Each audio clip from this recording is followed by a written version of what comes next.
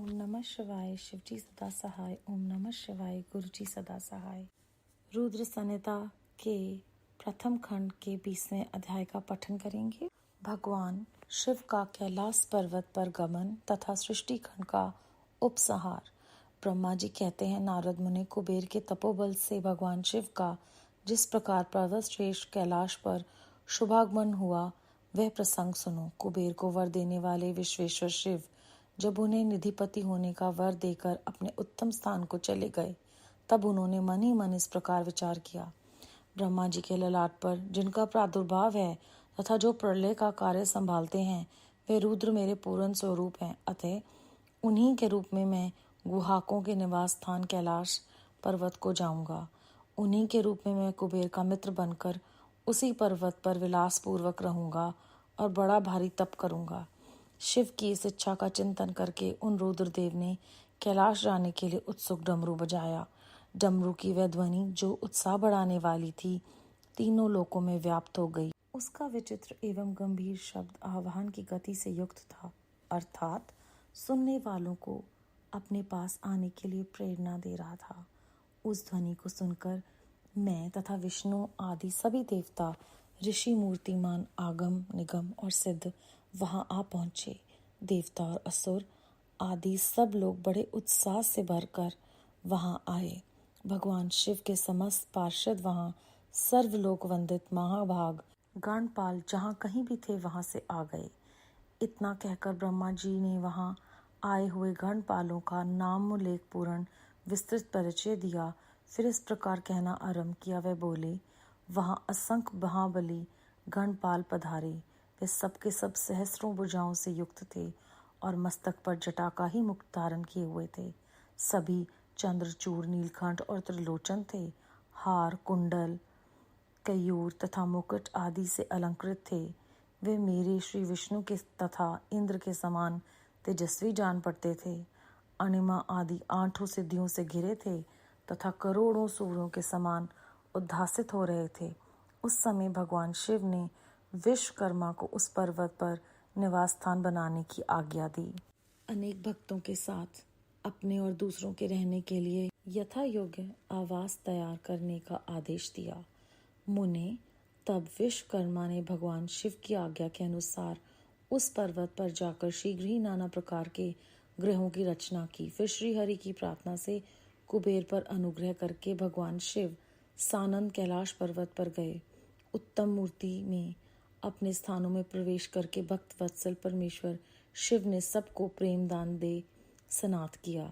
इसके बाद आनंद से भरे हुए श्री विष्णु आदि समस्त देवताओं, मुनियों और सिद्धों ने शिव का प्रसन्नता पूर्वक अभिषेक किया। हाथों में नाना प्रकार की भेंटें लेकर सब ने क्रमशः उनका पूजन किया और बड़े उत्सव के साथ उनकी आरती उतारी। मुने, उस समय आकाश से फूलों की वर्षा हुई जो मंगल सूचक थी।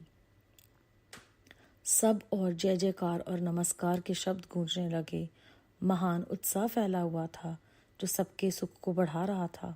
उस समय सिंहासन पर बैठकर श्री विष्णु आदि सभी देवताओं द्वारा की हुई यथोचित सेवा को बारंबार ग्रहण करते हुए भगवान शिव बड़ी शोभा पा रहे थे। देवता आदि सब लोगों ने सार्थक एवं प्रिय वचनों द्वारा लोक कल्याणकारी भगवान शंकर का पृथक पृथक सत्वन किया।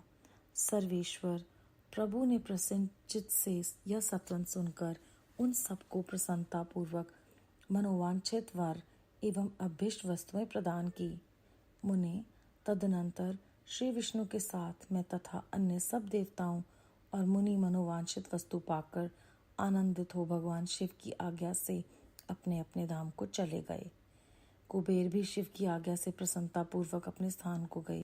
फिर वह भगवान शंभु जो सर्वथा स्वतंत्र, योग परायण एवं ध्यान तत्पर हो, पर्वत प्रवर कैलाश पर रहने लगे। कुछ काल बिना पत्नी के ही बिताकर परमेश्वर शिव ने दक्ष कन्या सती को पत्नी रूप में प्राप्त किया। देवर्षि फिर वे महेश्वर दक्ष कुमारी सती के साथ विहार करने लगे और लोकाचार परायण हो सुख का अनुभव करने लगे। मुनीश्वर, इस प्रकार मैंने तुमसे यह रुद्र के अवतार का वर्णन किया है, साथ ही उनके कैलाश पर आगमन और कुबेर के साथ मैत्री का भी प्रसंग सुनाया है। कैलाश के अंतर्गत होने वाली उनकी ज्ञानवर्धनी लीला का भी वर्णन किया है, जो इहलोक और परलोक में सदा संपूर्ण मनोवांछित फलों को देने वाली है। जो एकाग्रचित हो इस कथा को सुनता या पढ़ता है, वह इस लोक में भोग पाकर प्रलोक में मोक्ष का लाभ प्राप्त करता है। अध्याय 20 समाप्त। रुद्र संहिता सृष्टि खंड संपूर्ण। जिस प्रकार हमने पिछले अध्याय में सुना था कि किस प्रकार कुबेर ने अपना पद प्राप्त किया, तो हमें यहाँ उस अध्याय में भी समझाया गया कि जब हम शिव गणों के संग में रहते हैं तो हमारा जो हृदय है वो शुद्ध हो जाता है। और उसी कथा को आगे बढ़ाते हुए ब्रह्मा जी यहाँ पर हमें समझा रहे हैं कि जो परमात्मा है वो पूर्ण रूप है, और उन्होंने जब डमरू की ध्वनि बजाई तो वो सबको आकर्षित कर उनके पास ले गई। ठीक उसी प्रकार जिस तरह से हम सब एक बार महर्षि गुरुजी महाराज का दर्शन कर लेते हैं तो हम भी उनके प्रति खिंचे चले जाते हैं, और हम सब ने ये अनुभव किया है। तो जब ये अध्याय का ये हिस्सा आता है तो हम सब के हृदय में शायद ये विचार गुरुजी डालते हैं कि वो उन्हीं की कृपा है कि हमें वो अपने आप से जोड़ते हैं और अपने प्रेम के पाश में बांध कर हमें अपने चरणों की प्रीति देते हैं। जो भी उनके श्री चरण में आता है वो मनोवांछित वस्तु पाता है। जिसको जो चाहिए वो परमात्मा उसकी भक्ति और भाव को देखकर देते हैं, और वे सर्वथा स्वतंत्र हैं, योग में लगे रहते हैं। तो हमें प्रेरणा देते हैं कि हमारे लिए ध्यान और योग कितना ही महत्वपूर्ण है, और लोकाचार परायण होकर वो हमें ये भी प्रेरणा देते हैं कि गृहस्थ और आध्यात्मिक यात्रा को किस प्रकार से संभाल के रखना है और दोनों को बराबर जो है वो महत्व देना है। ओम नमः शिवाय। शिवजी सदा सहाय। ओम नमः शिवाय। गुरुजी सदा सहाय। बेअंत शुक्राना गुरुजी महाराज। रुद्र संहिता का सृष्टि खंड संपूर्ण।